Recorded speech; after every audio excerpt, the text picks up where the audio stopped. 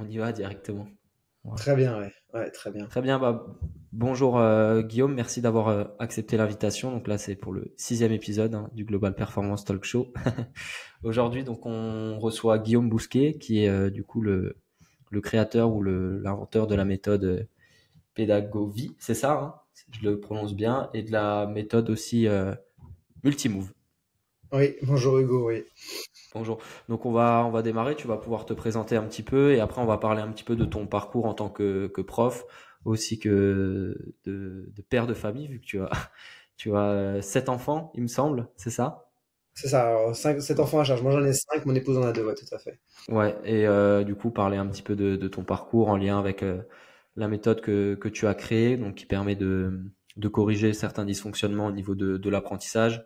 Et tu as une méthode qui passe aussi par le mouvement et qui sort peut-être un petit peu des sentiers battus par rapport à ce qu'on a l'habitude de voir pour surtout que tu interviens aussi en milieu scolaire. Donc on va parler un petit peu de tout ça. Donc je vais te laisser te présenter. Après j'aurai quelques questions à te poser, etc. quoi. Voilà, Oui, bien c'est sûr, un ouais, échange. pas de souci. Tu me diras juste, j'ai une imprimante qui tourne dans une pièce à côté, c'est juste pour savoir si ça le dérange pas au niveau du son, quoi. J'entends rien là, donc Ok, je pense ok. que Bon, ça normalement, sera généralement, pas. ça passe, mais je voulais être sûr comme c'est Oui, il y enregistré. a pas de souci. Je te dirai si jamais, aucun problème. Super. Eh bien, merci Hugo déjà pour l'invitation. C'est un plaisir de pouvoir partager sur mon parcours d'une part, puis aussi sur ce que je propose, mon activité, mes outils. Donc moi je suis Guillaume Bousquet, j'ai un parcours on va dire assez classique au départ parce que j'ai enseigné comme prof de français en collège, en lycée et je dis classique parce que voilà parce que aujourd'hui je travaille dans tout ce qui concerne l'apprentissage scolaire. Donc j'ai démarré dans la partie de l'enseignement. J'ai enseigné pendant 13 ans dans le secondaire essentiellement, en collège beaucoup, un petit peu au lycée aussi. Voilà, j'ai commencé assez jeune, hein, j'ai commencé par des remplacements quand j'avais tout juste 20 ans et puis j'ai ensuite passé le concours et que j'ai obtenu donc et qui m'a permis de pouvoir être titulaire comme professeur de français et de latin également beaucoup au collège entre 2008 et puis 2016 notamment. J'ai vadrouillé un petit peu en région nantaise d'abord parce que j'ai vécu 10 ans en région nantaise et puis en 2013 je suis arrivé en Alsace où j'ai continué d'exercer. Voilà. Et ça a été 13 années d'enseignement qui ont été très riches. Moi, j'aime beaucoup l'enseignement, j'ai toujours aimé ce que je faisais. Il est vrai toutefois que enfin, je me suis retrouvé à un moment donné, quand on se retrouve face à des élèves qui n'y arrivent pas, des élèves qu'on ne peut pas aider parce qu'on en a 28, 30 dans la classe, eh bien, je me suis retrouvé un petit peu, pas qu'un petit peu, démuni vraiment, et ça a commencé à affecter un peu mon moral parce que je voyais bien qu'il y a des élèves qui s'en sortaient, puis il y avait des élèves qui étaient vraiment en difficulté, que je ne savais pas comment aider, je n'avais pas le temps de les aider, et je voyais aussi que les élèves qui avaient des facilités, je n'arrivais pas à les tirer vers le haut. Donc tout ça, ça m'a questionné. C'était en 2012. J'ai eu un début de burn-out, on va dire. Mon médecin m'a vite alerté en fait quand j'ai senti que ça allait pas trop. Et voilà, j'ai eu un très très court arrêt, mais qui m'a permis de réfléchir un peu à tout ça et de me remettre en projet. Alors au départ, le projet, c'était de pouvoir éventuellement me former pour aller vers le primaire, éventuellement devenir professeur des écoles, pour pouvoir aller travailler finalement à la racine du problème. On va même si c'est pas tout à fait juste de dire ça, mais quand même ce qui se passe plus tôt dans les apprentissages scolaires, c'est-à-dire ce qui se passe en maternelle, ce qui se passe en primaire.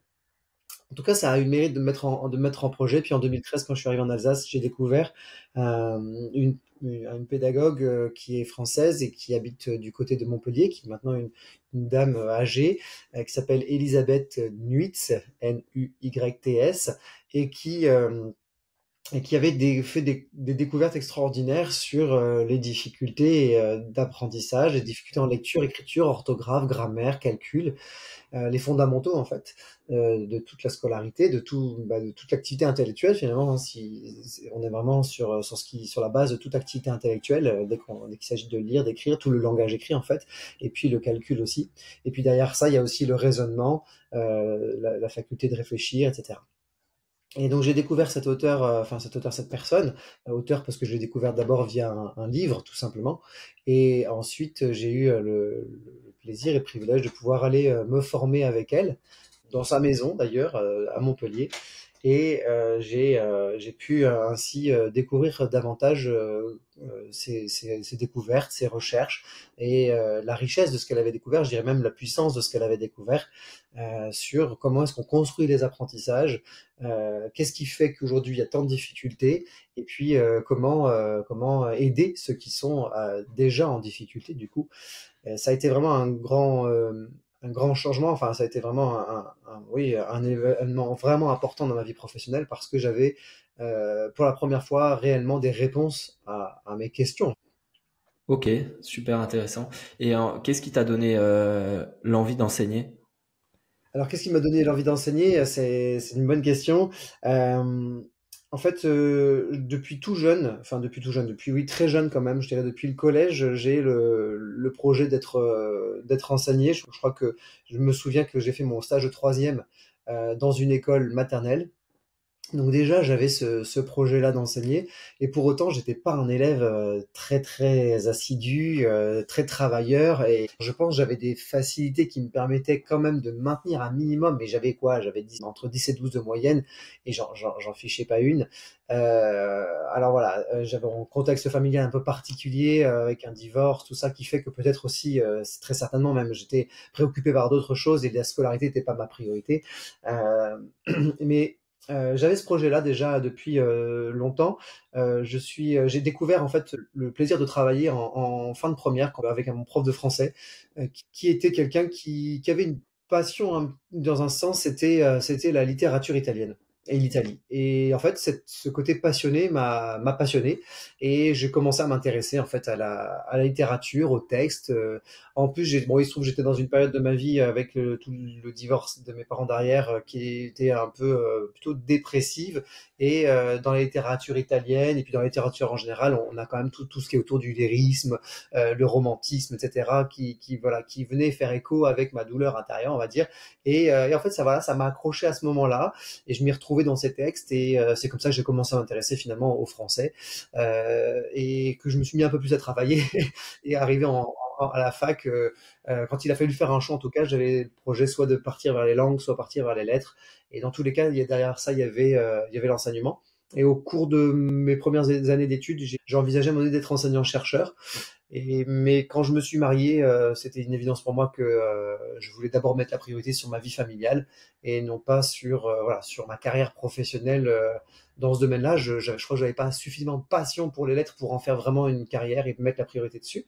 Et c'est pour ça que j'ai choisi l'enseignement, on va dire, dans le secondaire et non plus dans la recherche, parce que je savais que ça me laisserait quand même plus de temps pour ma famille.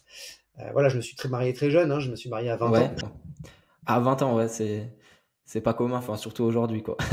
Oui, c'est ça. Alors, c'était déjà il y a 20 ans, mais déjà à mon Ouais, époque, enfin, à mon époque, je parle comme si j'étais vieux, mais déjà à cette époque, en tout cas, ce n'était pas très courant non plus de se marier. Et puis, non seulement nous nous sommes mariés, mais en plus, nous avons fait le choix d'avoir des enfants jeunes, puisque la première est arrivée, on s'est marié à 20 ans, et à 21 ans, nous étions papa et maman, parents d'une première petite fille, Naomi. Et puis ensuite, il y en a eu, voilà, ça s'est un petit peu enchaîné, parce que nous étions parents à 23, 25, 27 et 30 ans. Donc à 30 ans, ok. j'étais papa pour ma part de 5 enfants. Et c'était vraiment ça a marqué vraiment cette décennie de 20 à 30 ans, ça a vraiment marqué ça. Et en même temps, parallèlement, j'ai enseigné avec beaucoup de plaisir au collège. Ok, ouais. Alors, au tout début du coup du podcast, tu faisais, du coup, l'enseignement, t'as un peu frustré à ce que tu disais parce que tu pouvais pas aider l'ensemble des élèves dû à des conditions, etc.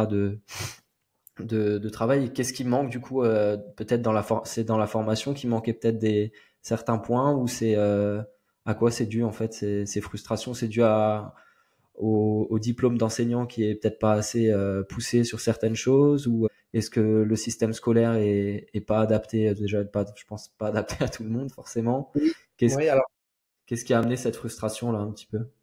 Tout ce que tu dis est juste, c'est-à-dire qu'il y a un peu de tout ça en fait.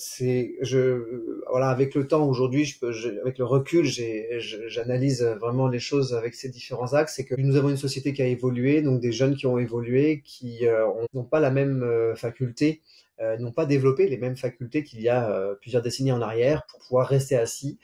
Ça, c'est une réalité sociétale que je développe d'ailleurs en pédagogie de la parole. Toutes les évolutions sociétales qui font qu'aujourd'hui nous avons un système scolaire qui ne correspond pas, ou plutôt je dirais plutôt des enfants qui ne correspondent pas au système tel qu'il est encore aujourd'hui. Ça c'est une réalité. Alors bien sûr que le système doit s'adapter. C'est pas au cerveau de s'adapter à l'école, c'est à l'école de s'adapter au cerveau. On pourrait dire ça, comme dit Idriss Aberkan d'ailleurs. Mais toujours est-il que on peut pas non plus juste dire qu'il faut que l'école s'adapte, parce qu'on peut agir aussi. C'est pas une fatalité le fait que les enfants ont moins de facultés d'attention, de concentration. Il y a un autre problème en fait derrière ça, c'est que les enfants ont aussi dans les premières années, et c'est ce que je développe beaucoup aujourd'hui dans mes formations, conférences et autres, c'est que les enfants ne reçoivent pas dès le plus jeune âge, en tout cas pour ce qui est du système scolaire, pour ce qui est de l'école en elle-même, parce que la famille a aussi, enfin la famille dans le sens, les habitudes sociétales ont aussi leurs responsabilités, mais l'école ne favorise pas un apprentissage épanoui, structurant de la lecture, de l'écriture, de l'orthographe, de la grammaire et du calcul et du langage. Et donc forcément, on a des bases qui sont pas solides, on a des bases qui sont pas en place. Et quand on est enseignant au collège, on récupère des enfants qui n'ont pas en fait ces bases-là. Et quand je dis ça, j'incrimine pas les enseignants. Je dis pas que les enseignants font un mauvais travail. Les enseignants font le travail qu'on leur a appris à faire. Ou alors, du fait du manque de formation, les enseignants vont avoir tendance à reproduire ce qu'ils ont eux-mêmes vécu en cours, enfin en classe. Ils vont Donc, mimer, quoi, il y euh, a un mimétisme. oui, il y a un mimétisme et il y a des choses qui ne fonctionnent plus, euh, d'une part, et qui ne fonctionnent pas pour tout le monde non plus. Il y a des méthodes qui bloquent certains élèves. Voilà. Et donc, notamment autour de la lecture, de l'écriture, donc, et même du calcul d'ailleurs. Donc, c'est vrai qu'il y a un manque, du coup, on en arrive au manque de formation. Voilà, il y a des méthodes qui sont pas adaptées, il y a des méthodes qui sont même pas seulement pas adaptées, qui sont carrément, j'ai envie de dire, contre-productives par rapport à la lecture et l'écriture, notamment, et même les maths. Et donc, les enseignants ont besoin dans la formation initiale, clairement, de recevoir une formation beaucoup plus solide par rapport à la notion de l'apprendre à apprendre, de manière générale, déjà en termes de stratégie. Qu'est-ce que c'est apprendre, c'est quoi apprendre et comment on apprend à apprendre? Et puis ensuite, comment on apprend à apprendre à lire, comment on apprend à apprendre à écrire. Dans la formation initiale, clairement, il y a un manque. Il y a un gros manque. Et tous les professionnels et même les enseignants qui suivent mes formations, mais pas que les miennes, je pense aux enseignants qui suivent des formations avec des graphothérapeutes, graphopédagogues par exemple, sur le geste d'écriture, tous les enseignants le disent, mais pourquoi est-ce qu'on ne nous a pas donné ces outils-là dans la formation initiale? C'est tellement fondamental. Donc il y a cet aspect-là en effet de la formation, il y a cet aspect de comment dire de la réalité sociétale et du système scolaire qui lui a fait perdurer aussi un peu une tradition de l'enseignement frontal. Voilà, c'est pas un secret que l'école telle qu'elle est aujourd'hui en fait est calquée sur une école industrielle, en fait une école qui a voulu préparer comment dire des futurs ouvriers, hein. On apprend à tout le monde à faire de la même manière et de ce fait on met tous les enfants assis face à une personne qui leur dit ce qu'il faut faire, tout le monde fait en même temps et puis ceux qui n'y arrivent pas on les met à part. Donc on a préparé l'école préparait à toute l'époque, hein, du début du XXe siècle, l'école préparait clairement à faire des ouvriers qui allaient faire une tâche et tout le monde faisait la même chose. Donc on donnait les bases et puis surtout avec un fonctionnement qui était voilà qui était lié à la réalité économique et industrielle du pays. La société a évolué. Aujourd'hui, nous avons, nous avons beaucoup moins de besoin d'ouvriers parce que nous avons des machines.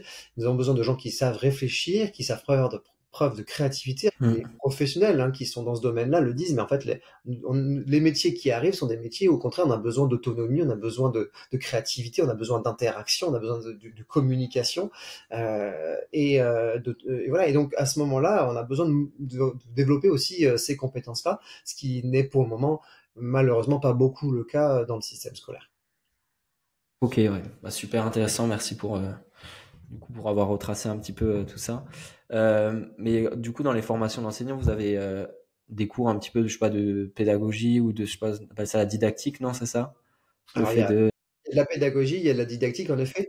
C'est vrai que moi, c'était d'ailleurs un dernier élément de ce que j'ai constaté et de ce qui peut-être m'a amené aussi à certaines limites, et que je regrette un petit peu, c'est que je considère que je fais partie d'une génération sacrifiée, je dirais en termes de formation, en tant qu'enseignant, parce que, par exemple, j'ai eu mon concours, j'ai eu ma licence et j'ai eu mon concours, une licence de lettres modernes et mon concours voilà, d'enseignant, sans par exemple jamais avoir fait de latin de ma vie.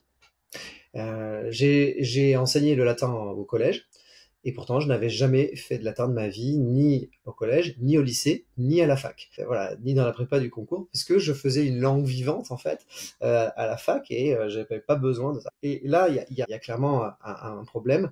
Euh, c'est que en termes de qualification, ne serait-ce que sur les lettres en elles-mêmes, il y avait quelque chose qui me manquait, très clairement, et je considère que je fais partie d'une génération d'enseignants, alors je parle ici pour les lettres, mais je pense que ça concerne d'autres matières, qui n'ont pas reçu des bases réellement solides, euh, voilà, sur la matière en elle-même. Et pourtant, ça ne fait pas tout. C'est-à-dire que c'est pas en étant excellent dans son domaine que on est forcément bon pédagogue. Mais ce que je constate quand même, c'est que les enseignants qui sont passionnants sont des enseignants qui connaissent parfaitement leur domaine, pas leur métier, mais leur matière, qui la maîtrisent et qui en sont passionnés, et qui donc du coup vont transmettre cette passion-là et vont pouvoir donner du sens à tout ce qu'ils font faire. Et aujourd'hui, on est beaucoup sur la technique. On est, depuis déjà maintenant plus de 20 ans, 25 ans, on est beaucoup sur la technique finalement dans la matière, et pas tellement sur le sens et la richesse de la matière en elle-même. Donc en lettres, hein, très clairement, moi quand j'étais à la fac, on nous parlait beaucoup de Gérard Genette et de toute la technique, voilà, sur l'énonciation du récit, etc. Bref, plein de choses très secondaires, beaucoup autour de la forme finalement. Et c'est un peu le drame j'ai envie de dire, de l'école en général depuis maintenant pas mal de temps, c'est que nous sommes beaucoup sur la forme. Nous transmettons beaucoup la forme, soit en conjugaison, que ce soit en grammaire, que ce soit en lecture. Vous voyez, par exemple, la lecture, aujourd'hui, en France, on fait faire des exercices de fluence, on chronomètre les enfants, pour savoir combien de mots ils lisent à la minute. On est sur la forme. Combien de mots on lit à la minute, peu importe qu'ils s'y comprennent ou pas, du moment qu'ils lisent tant de mots par minute. Donc ça, c'est vraiment j'ai envie de dire, c'est une critique vraiment aujourd'hui de la formation des enseignants, et je pense que c'est une critique constructive parce que ça donne des solutions. C'est-à-dire que revenir au sens, revenir aux fondamentaux. Pour un prof de lettres, ne jamais avoir fait de latin, j'ai envie de dire aujourd'hui, c'est pas normal, parce que ça veut dire ne pas avoir une connaissance de l'origine, de l'étymologie de la langue, en fait, de l'origine de la langue, de la construction de la langue. Et forcément, moi, je me souviens quand j'enseignais certaines leçons sur justement les radicaux, l'étymologie, etc. Ça me barbait. En fait, je connaissais pas grand-chose, donc je le faisais parce qu'il fallait le faire. Je suivais ce que le bouquin disait, le manuel disait, et puis voilà. Mais bon, moi, clairement, j'étais un prof à ce moment-là. J'étais un prof qui était pas suffisamment qualifié pour faire son travail, très clairement.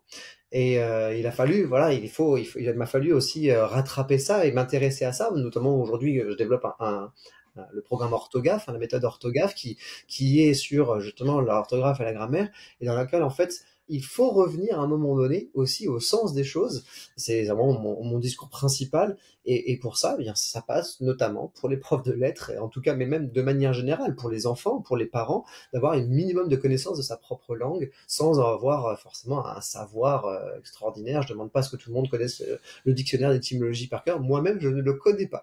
Ouais, comme tu dis, en fait, il faut maîtriser une base, il faut avoir une base déjà solide pour pouvoir enseigner et l'enseigner de manière correcte, pour pouvoir, parce il y a aussi le fait de devoir intéresser le public, quoi. Il faut faire accrocher le public, donc il y a le fait déjà de le savoir et après de l'enseigner, c'est deux choses différentes, comme tu le disais. Et du coup, pour revenir un petit peu sur je sais pas si on peut appeler ça une méthode, c'est une méthode que tu as créée, ou Alors, ça dépend. je sais pas comment tu le définis toi déjà un peu ton... Alors disons que oui, j'ai plusieurs outils que je définis comme alors des programmes ou des méthodes. Ouais, En effet, j'ai tendance de plus en plus à parler de la méthode orthographe, de la méthode multimove, parce que ce sont des outils voilà, qui sont dans lesquels il y a des activités à suivre, il y a des démarches à suivre qui permettent d'arriver à des améliorations au niveau des apprentissages. Ouais. Donc ça, c'est vrai que comment dire, par rapport au sens, tu vois, je pense à la grammaire, et moi j'ai compris la grammaire à la fac, quoi. J'ai commencé à comprendre la grammaire à la fac, mais ça suffit pas juste de la comprendre. Ce qu'il faut, c'est comprendre le sens de la grammaire, et ça, c'est quelque chose, c'est une formation qui manque terriblement aujourd'hui dans le milieu enseignant. Mais il faut le comprendre à partir de quand, à partir du moment où on commence à apprendre l'orthographe, il faut comprendre le sens ou est-ce que c'est déjà à cette étape-là Oui, c'est avant? déjà cette étape-là. En fait, c'est dans tout apprentissage, quel qu'il soit, et dans tout dans la vie, j'ai envie de dire, parce qu'en fait, finalement, Hmm. ça nous parle de la vie, parce que la vie est un apprentissage, et l'apprentissage, c'est toute la vie. Eh bien, le sens est premier. Le sens, c'est ce qui fait que je sais pourquoi je fais les choses. C'est ce qui donne du corps en fait à mes actes, à mes choix. Et apprendre à un enfant à réciter une liste de conjonctions de coordination par cœur et en disant ça c'est la case ou le tiroir des conjonctions de coordination, ça n'a aucun intérêt à partir du moment où l'enfant ne comprend pas ce que veut dire en fait le mais, ce que veut dire le car, ce que veut dire le or, le ni, etc. Le donc, si je comprends pas en fait les liens de cause à effet, le sens de ces mots-là, en fait je vais pouvoir réciter ma liste, je vais pouvoir identifier éventuellement la conjonction de coordination dans la phrase, mais ça va pas me parler finalement de la notion de conséquence, de la notion de cause, de la notion d'opposition. Ça m'apprend pas à réfléchir en fait. Or, le plus important, le rôle de l'école, c'est d'apprendre aux individus à réfléchir et à être des individus qui sont libres et autonomes, libres par leur faculté à penser et à analyser, à observer, et autonomes dans cette tâche-là. Et c'est ça tout le challenge de l'école, c'est ça l'objectif de l'école, c'est en donnant ces bases-là, en fait, de donner finalement les clés pour rentrer dans n'importe quelle formation, n'importe quel apprentissage, parce que je sais comprendre, je sais mémoriser, je sais réfléchir et je sais restituer. C'est ça l'objectif. Et mais pour ça, il faut bien partir de la base, c'est le sens. Il faut que j'ai des images dans ma tête, il faut que je me fasse voilà, il faut que j'ai un film dans ma tête quand on me parle de quelque chose. Voilà, si là aujourd'hui sur ce podcast-là, s'il n'y a pas un asiatique qui nous écoute et qui comprend pas le français, ben il va juste entendre de la forme sonore, mais il va pas avoir d'image dans sa tête, donc il n'y a pas de compréhension. Eh bien voilà, pour tout dans la vie, et encore plus pour la partie intellectuelle, il faut que ça prenne corps dans le sens, il faut que ça s'incarne en fait, finalement. C'est ça tout le sens de l'apprentissage et de la formation intellectuelle. Et du coup, toi, t'essayes dans ta pédagogie, dans ta méthode, t'essayes de redonner du sens et tu fais comment Alors oui, pour redonner du sens, pour repartir un petit peu oui.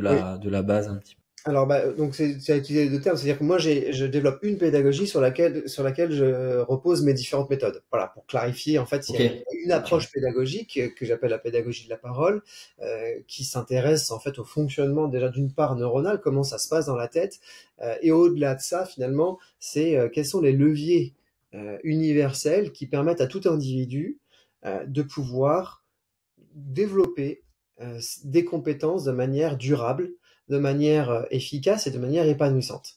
Et voilà, après, sur cette approche-là, sur cette pédagogie-là, qui est la pédagogie de la parole, en effet, je vais développer la méthode orthographe, la méthode multimove, tout le programme rééducation d'accompagnement des difficultés des troubles d'apprentissage. Donc oui, là-dedans, dans cette pédagogie-là, il y a comme comment dire, au cœur de ça, il y a le sens. C'est pas le seul élément, parce qu'en pédagogie de la parole, il y a 5 secrets, il y a 5 leviers universels.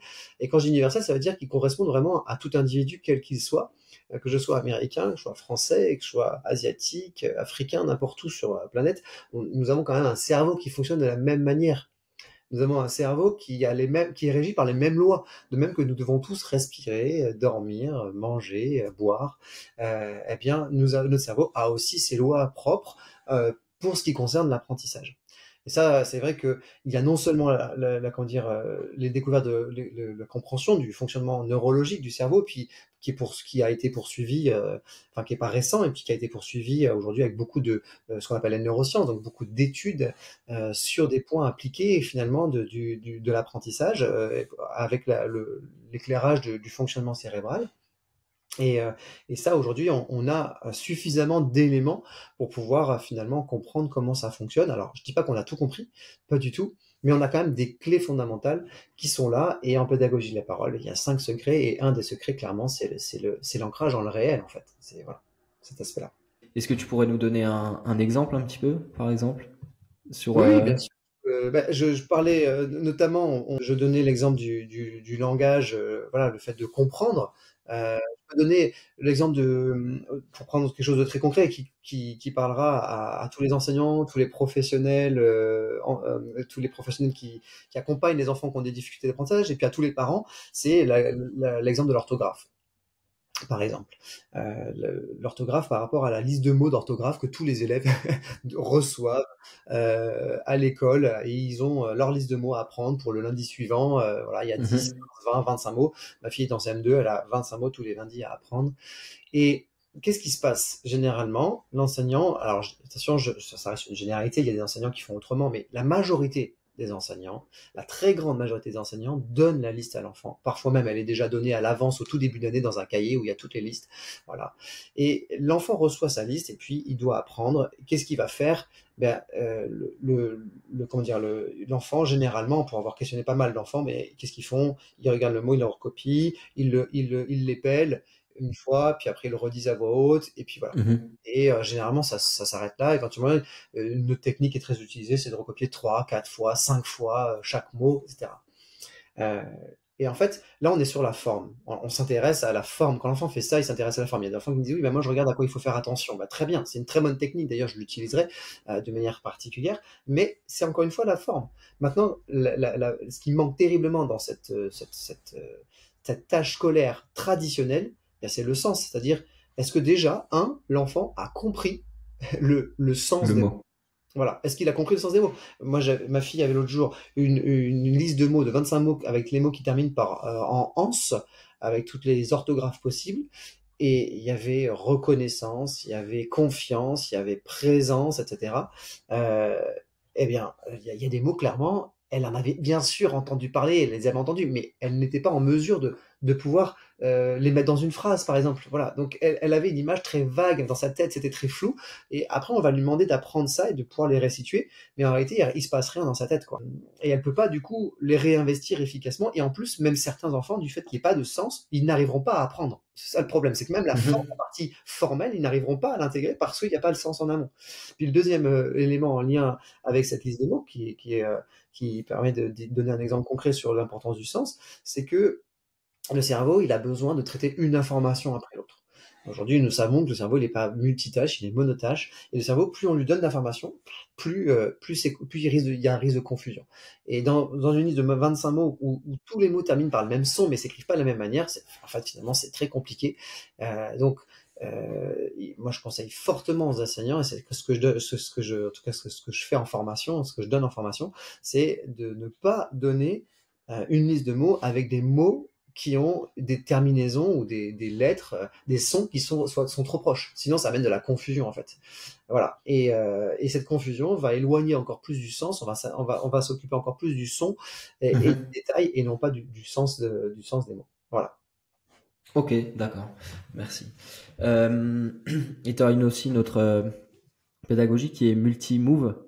Est-ce que tu pourrais nous parler un petit peu de cette pédagogie que je trouve très intéressante parce qu'elle met en lien le mouvement et l'apprentissage, et tu le disais au début que on n'est plus forcément les enfants même sont pas forcément faits pour rester assis une longue période de temps pour apprendre, et donc on peut peut-être casser ces apprentissages avec des phases attentionnelles où on met un peu de mouvement, etc., pour aussi stimuler l'apprentissage. Donc je te laisse un petit peu nous présenter Oui, cette alors pédale. multimove, c'est une méthode, un multimove qui repose sur une pédagogie qui est la pédagogie du mouvement, en fait. C'est-à-dire la compréhension du mouvement, du lien qu'il y a entre le fonctionnement cérébral et le corps, de manière générale, hein, le mouvement et le corps.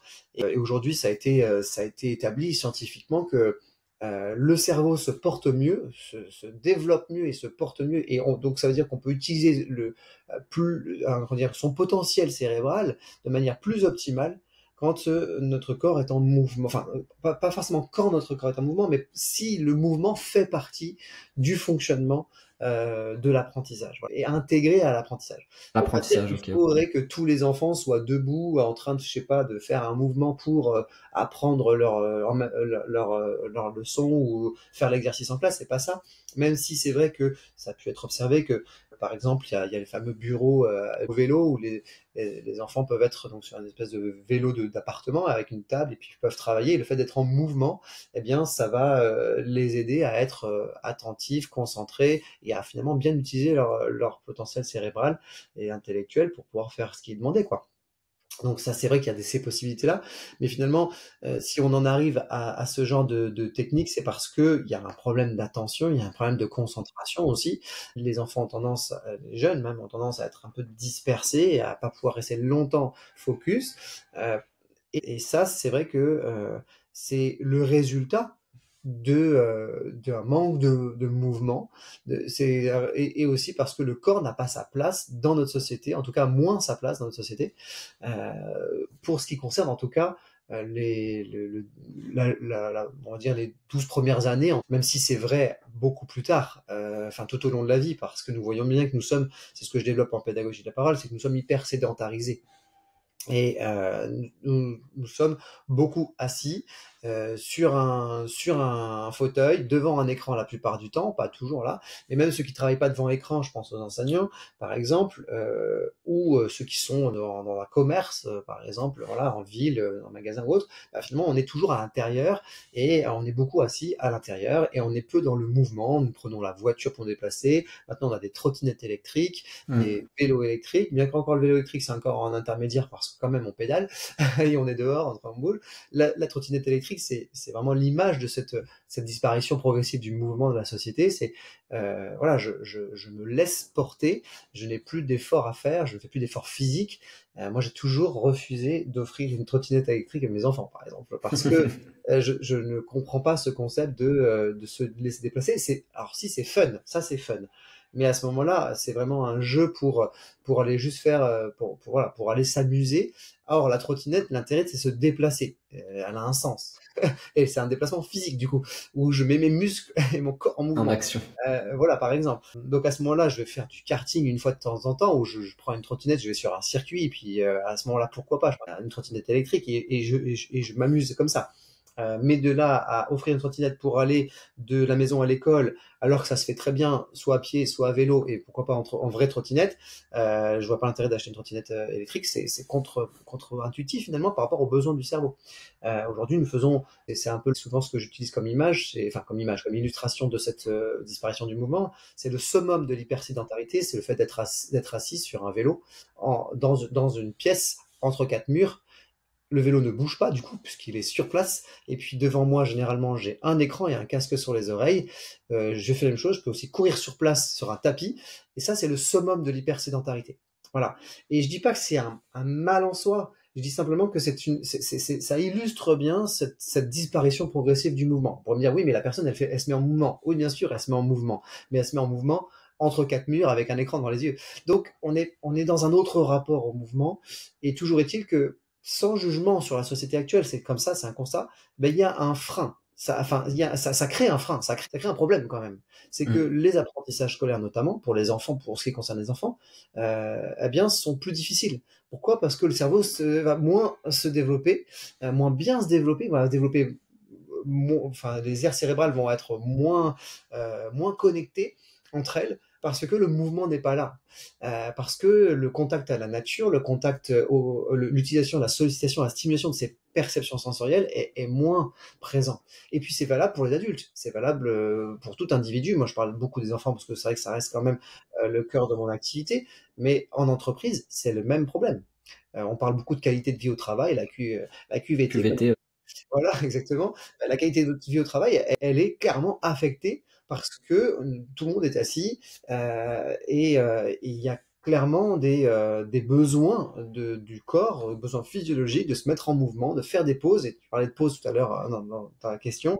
Oui, je forme les enseignants du coup et même je propose des formations pour les entreprises aussi pour pouvoir ramener du mouvement finalement dans le quotidien. ce soit le quotidien de la classe, ce soit le quotidien de l'entreprise, donc le quotidien du travail, voilà, dans le bureau, ou alors que ce soit même dans le quotidien de la maison pour le temps des devoirs à la maison, par exemple, etc. Ramener du mouvement. Euh, Ça peut vouloir dire, comme je disais, apprendre en mouvement. Par exemple, dernièrement, ça m'est arrivé, ma fille a du travail à faire, bah tiens, on va aller faire le tour du pâté de maison, là, du tour du quartier. Si j'ai un bois à côté, je vais marcher, voilà. Si j'ai la campagne, tant mieux. Et puis, j'ai le cahier en main, puis on parle de la leçon, on redit la leçon, on l'explique.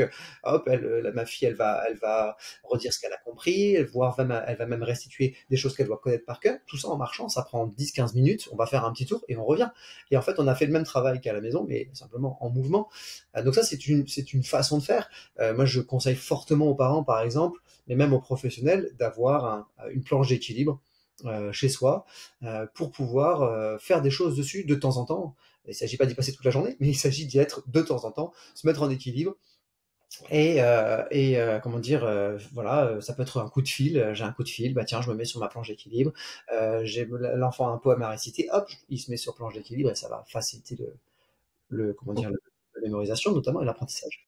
Justement, qu'est-ce que ça va faire, à part se mettre en équilibre, développer l'équilibre, et sur l'apprentissage, qu'est-ce que ça va créer au niveau du cerveau, là, le fait de lier le mouvement et l'apprentissage, par exemple, de marcher, avoir l'extérieur autour de soi, plus apprendre, est-ce que ça va nous permettre de faire des connexions lorsqu'on doit restituer? Qu'est-ce que Oui, en ça fait, apporte? le fait de solliciter, en fait, le fait de mettre le corps en mouvement. D'ailleurs, puisque moi, je me suis juste pour donner un exemple très concret, je me suis équipé d'un bureau assis debout pour moi, voilà, pour me permettre de pouvoir changer de position de temps en temps. Donc voilà, ça fait déjà un bout de temps qu'on est debout. Hmm. Donc je vais en profiter pour me mettre debout. Et qu'est-ce que ça va faire le fait de me mettre debout? Euh, Ça va tout simplement permettre comment dire, ça va permettre d'activer des zones dans le cerveau qui sont pas actives quand je suis assis. Ça, c'est une première chose. Donc, le fait de me mettre en position debout, ça va solliciter d'autres sphères musculaires, notamment. Donc, ça va activer d'autres aires cérébrales. Et puis, ça va aussi ça va enlever des tensions, parce que la position assise, elle enlève des tensions, très clairement. Pardon, Alors, on crée, elle favorise les tensions. Elle met en attention, hein. place très rapidement des tensions. Nous sommes voilà au niveau de la colonne vertébrale, au niveau comment dire, Des gens. des jambes, tout ça. Et ces tensions physiques, qu'est-ce qui se passe? Eh bien, ce sont des tensions qui vont occuper le cerveau, tout simplement. Le cerveau, il va consacrer de l'énergie pour gérer ces tensions-là. C'est pour, voilà, je pense aux élèves qui sont assis un peu n'importe comment en classe, qui vont avoir tendance à se lever d'un coup, qui vont mettre la jambe sous les fesses. Voilà. Alors, il y a d'autres explications en amont de ça aussi, hein. Pour certains enfants, ça peut être lié à ce qu'on appelle les réflexes archaïques. Mais toujours est-il que le fait de se mettre debout ou le fait de se mettre sur une planche d'équilibre, de se mettre à marcher, eh bien, ça va pouvoir amener un fonctionnement global du corps, cerveau, corps, chaîne musculaire, etc., qui va faciliter finalement l'apprentissage parce que le cerveau va avoir plus, on pourrait dire, il a plus de portes d'entrée, il est plus fluide à ce moment-là, il va pouvoir mieux fonctionner et ça va aider à l'apprentissage. Par rapport à la planche d'équilibre, l'idée de la planche d'équilibre, c'est un petit peu différent. C'est que quand je me mets sur une planche d'équilibre, ben, je sollicite mon équilibre. Et pourquoi est-ce que c'est indispensable de solliciter son équilibre et de le développer, enfin, de l'entretenir, son équilibre? Parce qu'en fait, nos neurones ont comme mission première comment dire, de nous permettre de rester debout. Les neurones ont cette première mission pour l'individu, pour l'être humain, c'est de se mettre debout. D'ailleurs, c'est ce que fait le bébé dans les premiers mois. Progressivement, il va explorer toutes les parties de son corps, hein, et notamment toutes les sphères qui l'entourent, la gauche, la droite, le haut, le bas, etc. Puis progressivement, il va se mettre sur ses mains, il va se mettre à quatre pattes et il va se lever, parce que les neurones ont cette mission-là. Donc quand l'équilibre est pas bien développé, eh bien, les neurones restent occupés à cette mission-là de rester dans une posture sereine d'équilibre. Et donc, s'ils sont occupés à ça, ils ne sont pas occupés à autre chose, évidemment, d'un point de vue de la tâche. Et puis, autre chose, c'est que l'équilibre, eh bien, c'est un pilier en fait pour pour toutes les perceptions sensorielles. Parce que l'équilibre est une perception sensorielle, hein, c'est un sens qu'on appelle le système vestibulaire. Et en fait, quand ce système-là, système vestibulaire est bien en place, eh bien, il permet à tous les sens de fonctionner correctement ensemble. Donc, moi, j'observe souvent que les enfants qui ont des difficultés euh, d'apprentissage et difficultés scolaires sont des enfants qui souvent ont des difficultés d'équilibre. Et, et ce que j'observe, c'est qu'en améliorant l'équilibre, eh bien, on améliore les apprentissages parce qu'en fait, on permet à tous les sens de mieux fonctionner ensemble. Et quand j'apprends, quand je fais un exercice, quand j'apprends de maths, de français ou autre, quand j'écoute quelqu'un, l'enseignant et autres, ben, j'ai besoin de mes perceptions sensorielles. Et donc, si l'équilibre fait bien son job, enfin, si l'équilibre est bien en place, tous les, toutes les perceptions sensorielles vont pouvoir bosser correctement ensemble et donc, du coup, l'apprentissage sera optimal, quoi. Ok, très intéressant. Tu parlais justement des réflexes archaïques. Est-ce que tu peux nous en parler un petit peu parce qu'il me semble que ça, si on les a pas bien intégrés, que ça a une incidence ça peut avoir sur l'apprentissage, sur le mouvement, etc. Oui, Donc, exactement. si tu peux déjà les définir peut-être et nous en parler après le lien avec l'apprentississage. Ah oui, tout à fait. Alors, les réflexes archaïques, c'est un ensemble, enfin, les réflexes, c'est un ensemble de réflexes qui sont, en fait, qui sont naturels chez le nourrisson quand il naît. C'est-à-dire qu'il a des réactions réflexes dans certaines situations. Et tout le monde connaît, par exemple, le fait que quand on donne le doigt à un bébé, à partir d'un certain âge, hein, et jusqu'à un certain âge, eh bien, il va resserrer la main autour du doigt. Voilà, ça c'est un réflexe qui est très connu. Euh, il y a des réflexes aussi, si on met un bébé sur le dos, on le prend, et il va avoir tendance à écarter les bras, etc. Ou alors dans d'autres situations, il va se replier. Pareil avec les pieds, je parlais du doigt, mais pareil, si vous touchez la voûte plantaire du pied, le pied va se recroqueviller. Vous savez, c'est aussi des réflexes que les pédiatres, voilà, je cherchais, les pédiatres testent hein, très tôt. Hein. Voilà, donc les réflexes archaïques, ce sont des réactions, on va dire musculaires, qui sont tout à fait naturelles et qui sont non volontaires, hein, non commandées. Et ces réflexes-là vont normalement s'intégrer progressivement au fil de la première année et voire pour certains des 3 premières années. Mais l'essentiel, c'est sur la première année. Ils vont s'intégrer du fait des stimulations sensorielles, de la liberté au niveau de la motricité, voilà, tout un ensemble c'est vraiment lié à l'environnement. Euh, Ça va permettre de les intégrer et du coup, comme ils vont s'intégrer, ça veut dire que, à un moment donné, le bébé, enfin l'enfant, le jeune enfant, quand on va lui donner, lui mettre mettre son doigt dans sa main, il va pas refermer sa main. Il aura intégré ce réflexe-là, donc il va plus se manifester. Et le fait qu'il soit intégré va lui permettre ensuite de pouvoir rentrer dans les tâches quotidiennes sans être bloqué, gêné par ce réflexe. Parce que par exemple, le lien avec l'apprentissage il est simple, c'est que si certains réflexes ne sont pas intégrés correctement, eh bien, j'imagine, l'enfant rentre en maternelle, petite section, et on lui met, mais même déjà avant, on lui met un crayon dans la main. Mais s'il a ce réflexe qui n'est pas bien intégré, il va avoir tendance à refermer sa main autour du crayon et avoir une mauvaise tenue de crayon. Voilà, par exemple, tout bête.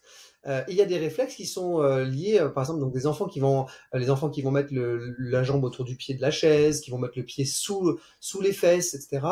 Eh bien, ce sont des enfants qui, généralement, il y a souvent, hein, ça peut être autre chose, mais il y a souvent un réflexe qui n'est pas intégré et qui fait qu'en fait, il compense. Il réagit d'une certaine manière involontairement. Et des réflexes qui vont, au niveau du cou notamment, qui fait que normalement il y a des enfants qui vont avoir tendance comment dire à réagir hein. Le bébé quand il lève la tête il va avoir tendance à complètement s'écarter au niveau du dos de la tête, à lever la tête, donc ça s'intègre progressivement, mais si c'est pas bien intégré, quand l'enfant se retrouve en classe et qu'il lève la tête pour regarder au tableau ce qu'il doit copier et ensuite il baisse la tête, le fait d'avoir levé la tête ça l'a mis en tension, en fait ça a réveillé ce réflexe là, et du coup quand il baisse la tête il est dans une position de tension et il n'arrive pas à faire correctement ce va-et-vient entre le tableau et son cahier. Il y a le réflexe inverse, c'est au moment où il baisse la tête, eh bien, il va avoir tendance à se refermer, comment dire, à s'isoler dans sa bulle, alors qu'il devrait à ce moment-là écrire simplement. Donc, il y a tout un ensemble de réflexes qui ne sont pas intégrés. Alors, pour quelles raisons? Parce que justement, l'environnement n'est pas assez stimulant, c'est ce qu'on évoquait tout à l'heure, parce que l'environnement n'est pas assez sensoriel, parce que l'enfant est mis dans un transat, toute la journée ou une bonne partie de la journée quand il est tout petit, parce qu'on le met dans un, vous savez, les espèces de fauteuils. Yupala, non? Pour Comment? apprendre à marcher? Un Ouais, Yupala pour apprendre à ouais, les marcher? Upala, etc., pour apprendre à marcher, en effet. Et du coup, on va pas favoriser le développement des perceptions sensorielles. Et forcément, ces réflexes vont pas s'intégrer correctement. Et ça va rejaillir sur la scolarité. Et Multimove, par exemple, dont on parlait tout à l'heure, alors Multimove est un outil est un outil simple, hein, c'est une méthode simple, c'est des exercices avec des balles de rebond et des sacs de sable. Voilà, donc on fait des sortes d'exercices d'habileté manuelle où on a une balle qui rebondit au sol et on va faire des exercices avec. On a des petits sacs de sable lestés qui font 9 cm par 9 cm à peu près. En plus, ils sont colorés. Et on va faire des jeux avec, des activités avec. Et on va mettre du rythme, on va mettre donc il y a du mouvement, il va y avoir du mouvement oculaire, du mouvement au niveau des mains, etc. De la musique éventuellement. Et tous ces exercices-là, en fait, alors toujours en y entrant par les fameux secrets de la pédagogie de la parole dont j'ai parlé tout à l'heure, c'est-à-dire en respectant le fonctionnement cérébral, parce qu'il y a quand même une façon d'entrer dans le mouvement pour qu'il soit structurant, eh bien, de faire ces mouvements de cette manière, eh bien, ça va favoriser l'intégration des réflexes qui n'auraient pas été correctement intégrés ou qui seraient, parce que c'est aussi possible, il y a des réflexes qui peuvent ressortir, comme on dit, ils sortent du placard, ils étaient rentrés correctement, mais ils sont ressortis suite à un traumatisme, un événement voilà, difficile pour l'enfant ou pour l'adulte d'ailleurs, hein. Parce que à tout âge, il est possible d'avoir des réflexes qui finalement se ressortent et se manifestent de nouveau.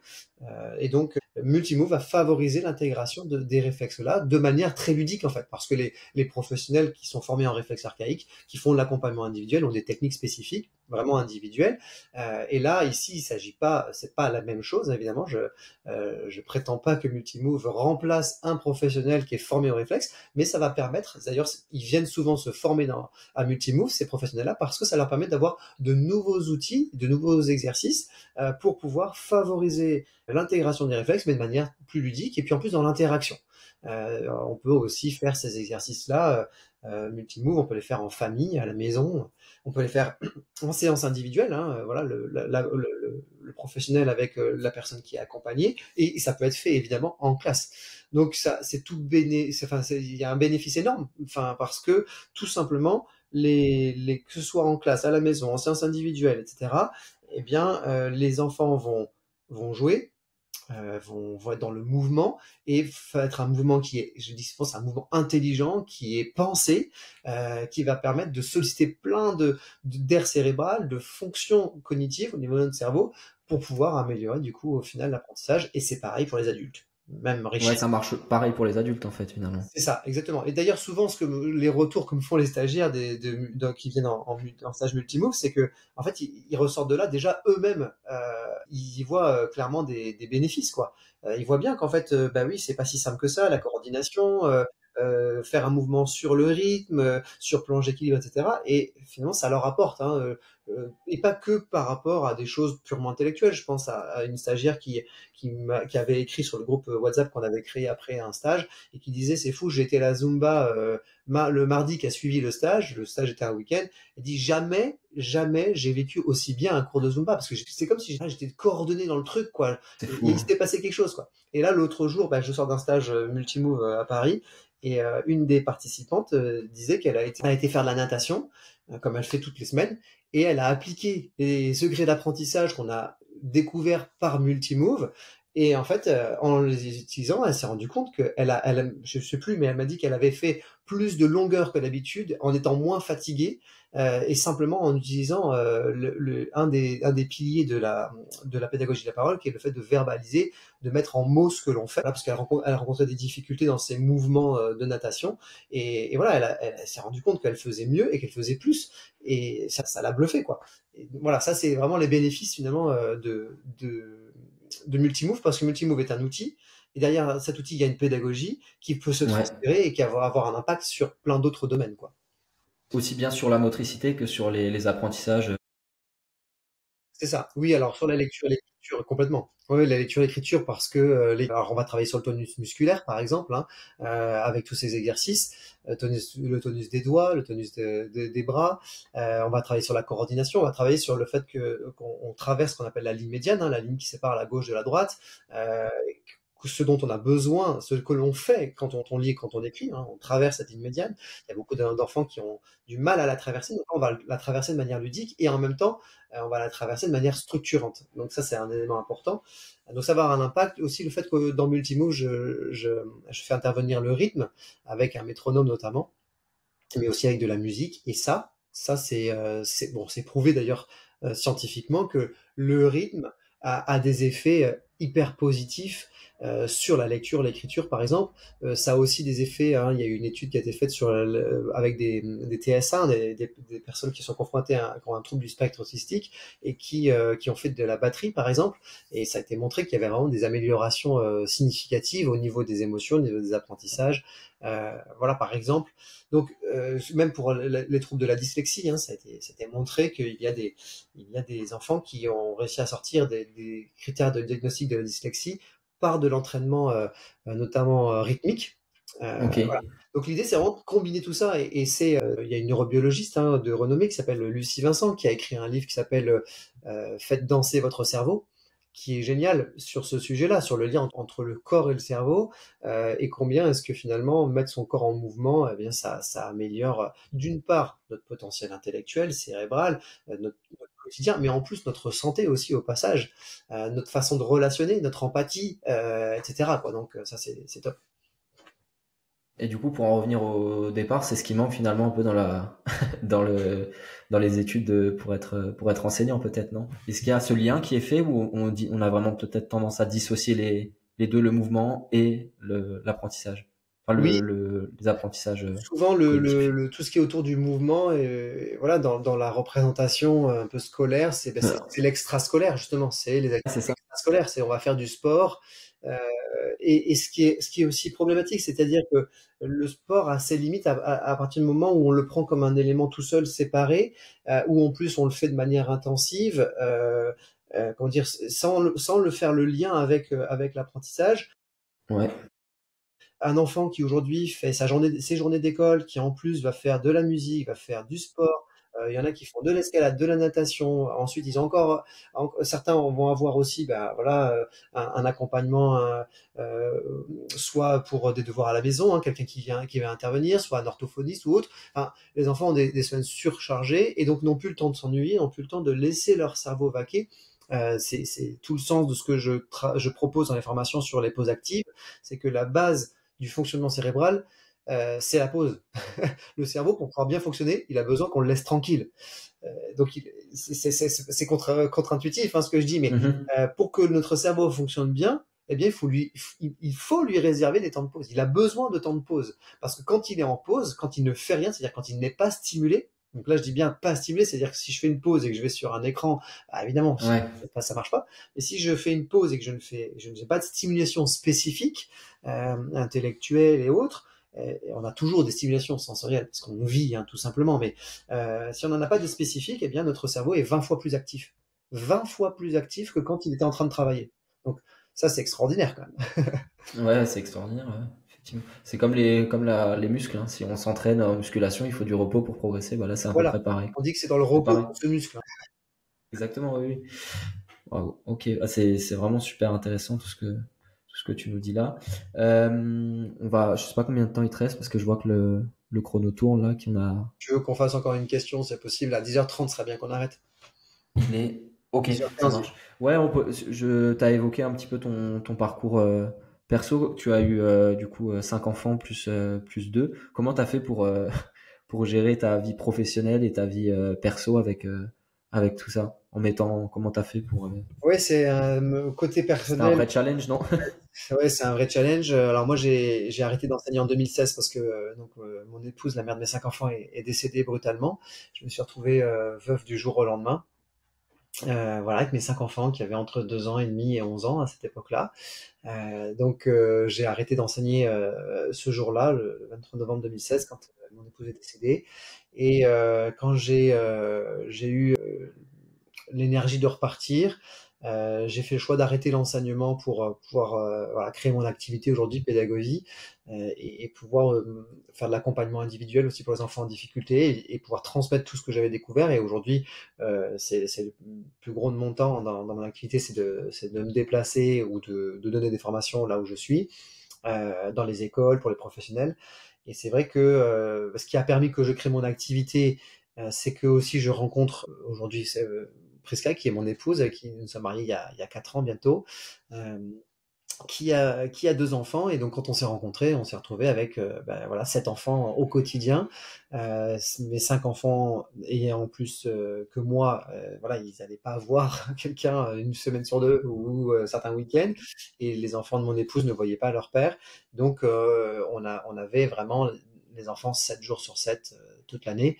Et ça a été très intense. Alors c'est vrai qu'au début, mon activité, quand je l'ai démarré avec cette variété familiale, je travaillais finalement assez peu. Je travaillais peut-être à 30%. Et puis petit à petit, mon activité quand même c'est bien lancé très vite. Donc voilà, j'ai consacré toujours un petit peu plus. Et en même temps, j'ai fait ce choix d'une activité indépendante parce que justement, ça me permettait de pouvoir gérer mon temps comme je le voulais. C'est-à-dire, voilà, je pouvais être là pour aider mon épouse quand il y avait voilà, sur les heures de préparation de repas et autres. Quand il y a moi j'ai ma dernière qui a une malformation cardiaque sévère et donc il y a des suivis à l'hôpital, des opérations et autres. Eh bien, ça me demandait de pouvoir être disponible aussi à certains moments, voilà, et de pouvoir me libérer. Avec un travail salarié, ça aurait été compliqué. Ça aurait été C'est toujours possible, mais ça a été plus compliqué. Et puis mes enfants, moi je m'en suis rendu compte après le décès, dans les années qui ont suivi, ils avaient besoin de moi, besoin de ma présence. Euh, donc le fait d'être indépendant, c'est en même temps une charge de travail très importante, c'est très exigeant, et en même temps ça me permet de pouvoir, quand je le décide, me libérer, aller prendre un temps avec une de mes filles, faire un jeu à un moment donné. Moi quand ma fille, la dernière notamment, qui a une malformation, voilà, quand elle est hospitalisée, eh bien je bloque ça dans mon agenda. Quand il y a un enfant qui est malade, eh bien je peux le garder à la maison. Euh, voilà, donc c'est vrai que c'est une certaine liberté en même temps, qui a ses contraintes bien sûr, mais qui voilà, et ça je suis très reconnaissant envers mon épouse qui aujourd'hui continue de d'élever mes enfants, parce que ses enfants sont grands à elle maintenant, ils sont partis. Moi j'ai ma fille aînée aussi qui n'est plus à la maison, mon garçon qui est lui bientôt en voie de partir dans les études supérieures, mais il y a encore 3 enfants au quotidien à la maison, et mon épouse est aussi là pour voilà, pour participer à cette vie familiale et la permettre aussi, me permettre de pouvoir me déplacer quand j'ai des formations. C'est tout un équilibre qu'il faut trouver, et qui a pas toujours été évident. Voilà, du fait aussi des épreuves qu'on a vécues, que ce soit moi de mon côté avec le deuil, et mon épouse avec son divorce, mais qui aujourd'hui, voilà, enfin, on est plutôt positif par rapport à tout ça, parce on arrive à avancer en fait dans cet équilibre familial, et faire en sorte que tout le monde s'y retrouve. Ok, ouais, ça marche. Bah, c'est courageux en tout cas, hein.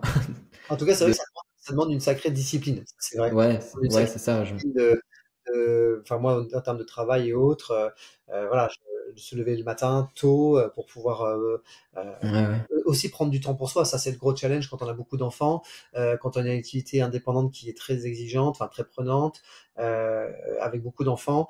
Le prendre soin de soi, avoir des petits temps le matin de routine pour voilà, pour prendre du temps de respiration, voilà, d'écriture et autres. Tout ça, c'est de la discipline, mais qui faire un peu de sport, ou voilà, moi je suis un fan des douches froides. Je finis toujours mes douches par une douche froide pour pouvoir C'est quoi la stimuler. routine alors? La routine matinale? Ça fait partie de Ou- ma routine, voilà, exactement. Alors j'ai une routine qui varie d'un jour sur l'autre, en général, enfin un jour sur deux. On va dire 2 routines, et il s'agit pas de prendre 1 heure le matin.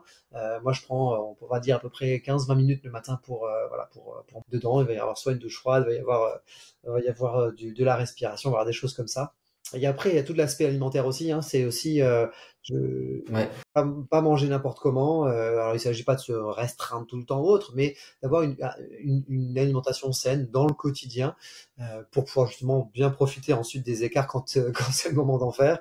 Mais ça fait aussi partie en fait de cet équilibre de vie qui, à mon sens, me permet aujourd'hui, avec tout ce que j'ai vécu, avec l'intensité d'une vie familiale nombreuse, avec une famille recomposée, tout ça, un deuxième mariage, eh bien de pouvoir être encore là aujourd'hui, d'avoir développé tout ce que j'ai développé, voilà, multimove, rééducation, orthographe, les formations pour les enseignants, les conférences pour les parents, toute la partie en e-learning, parce que la plupart de mes outils sont aujourd'hui disponibles en e-learning.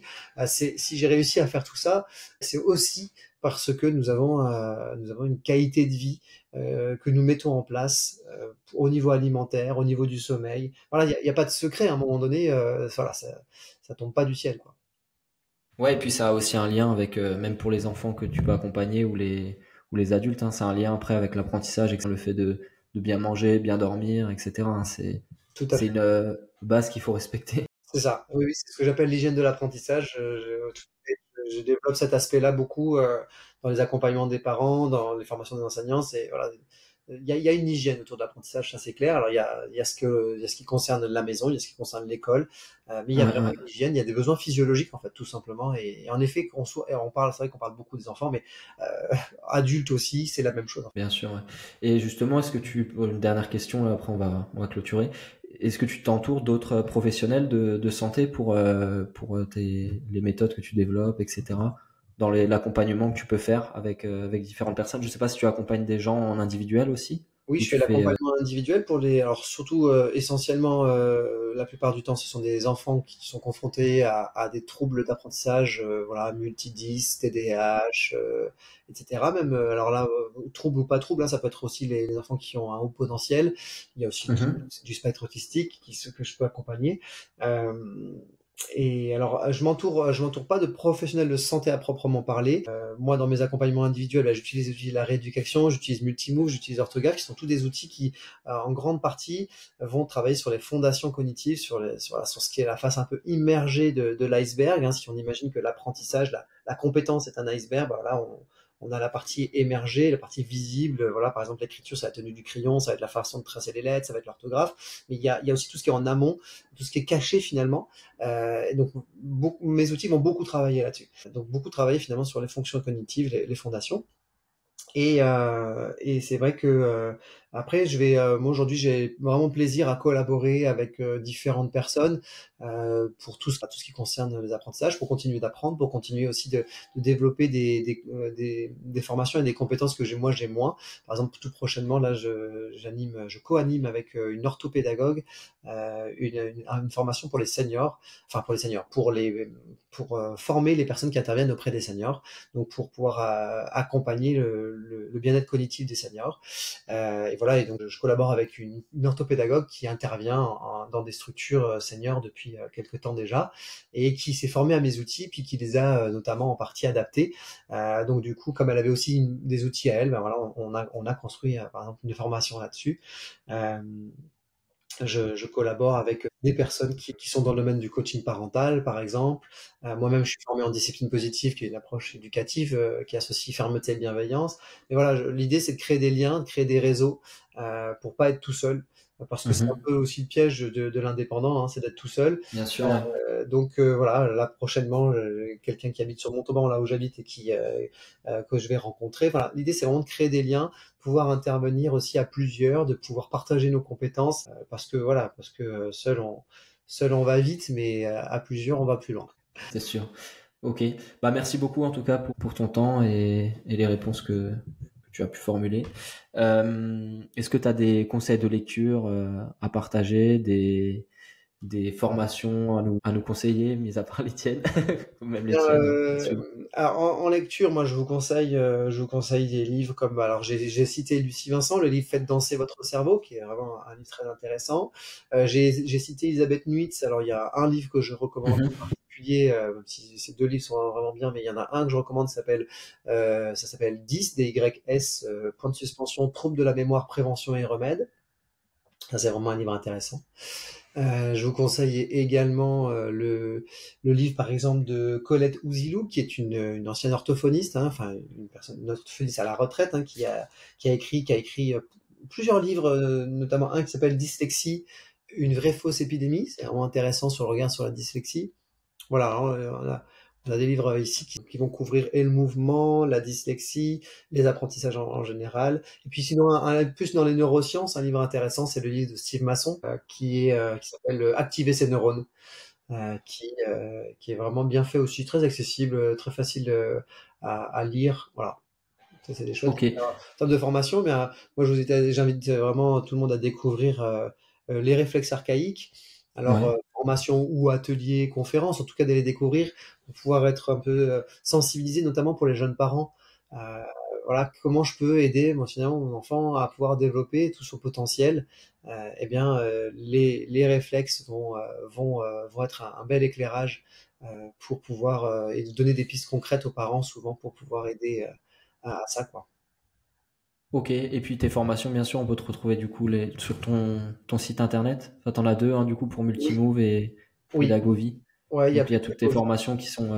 tout indiqué pédagogie.fr, ça rassemble vraiment la totalité. Et puis après, j'ai un site spécifique pour Multimove voilà, que j'ai choisi de faire un site à part parce que c'est très, très demandé aujourd'hui, très sollicité. Mhm. Mais voilà, en effet, il y a toutes les informations. Vous me retrouvez également sur les réseaux sociaux, LinkedIn, Insta, Facebook, TikTok, et voilà, et autres supports. Média. Ok, super. Et puis il y a beaucoup de contenu gratuit aussi, hein, Oui, sur ton site internet, donc j'invite tout le monde à s'y rendre, télécharger, ça coûte rien, et puis ouais, regarder il y a des ce qui web. vous intéresse et piocher, quoi. Ouais, tout à fait. Oui, il y a des choses à télécharger, à visionner. Voilà, l'idée, c'est de mettre. Il y a un blog également, hein, sur Ouais, pédagogie.fr avec voilà, mine de rien, pas mal d'articles maintenant. Voilà, mais qui couvre toute la question des apprentissages, depuis ce qui se passe à la maison jusqu'à l'école, en passant par le cerveau. ouais, aussi, c'est mieux. Très bien, bah merci beaucoup, hein, pour tout ça. Et puis je ferai sûrement je couperai cette partie, des petites capsules vidéo, des petits réels. Donc je sais pas si ça te dérange ou pas, je te taguerai sur les réseaux sociaux. Voilà, ça te fait aussi Ouais, carrément. un petit peu de contenu comme ça. Ouais, Voilà. carrément. Bah merci à toi et Merci beaucoup. Merci à toi à aussi. bientôt. Je t'enverrai l'épisode une fois qu'il sera monté, Ouais, etc. ouais, génial. Bah écoute, pas de souci, tu me tiens au courant pour tout ça. Très bien. Merci, Merci bonne à toi journée à aussi, hein. toi. Bonne journée. Au revoir, Hugo. Bonne Ciao. journée. Au revoir.